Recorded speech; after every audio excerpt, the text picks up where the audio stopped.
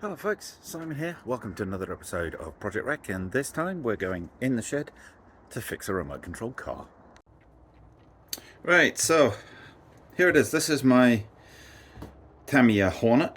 I never owned a Hornet when I was younger, so I bought this one a few years ago now actually, and it's one of the Tamiya recreation machines that they've been making.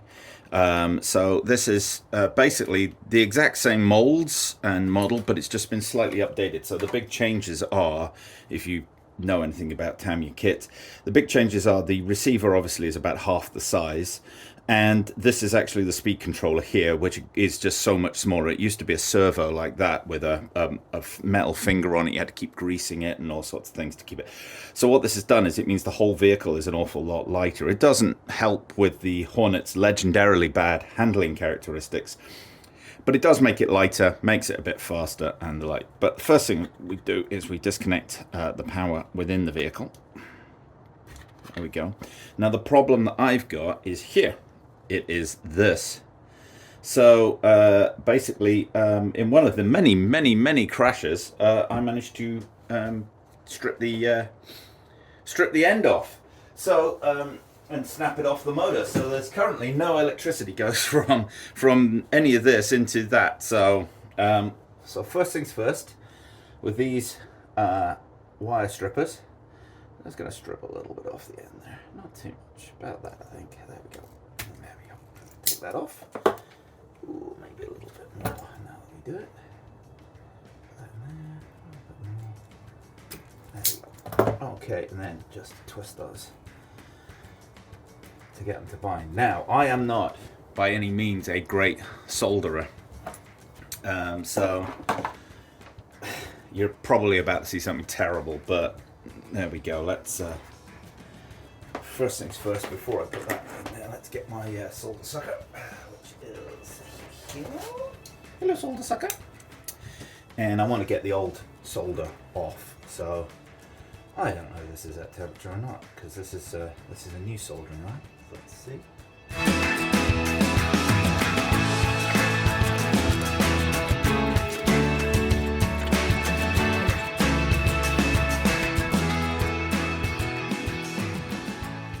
Flux burning, so that's possibly a good sign. And there we go. There we go.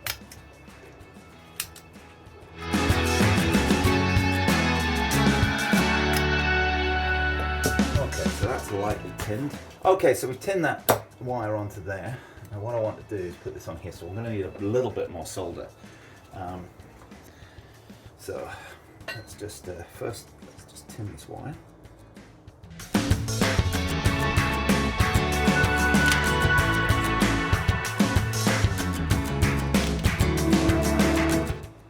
By the way, all you professional electronicists out there, and my many friends, by all means tell me a better way of doing this, because I am most definitely not an electronic wizard.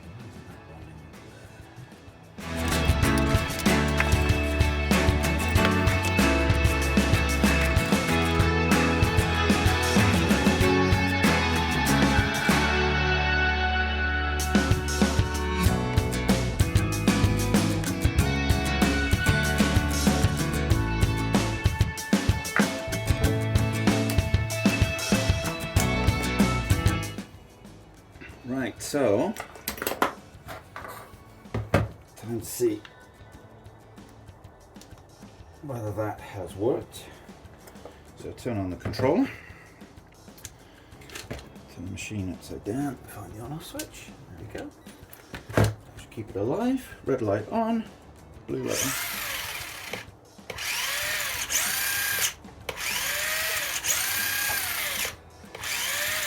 Good.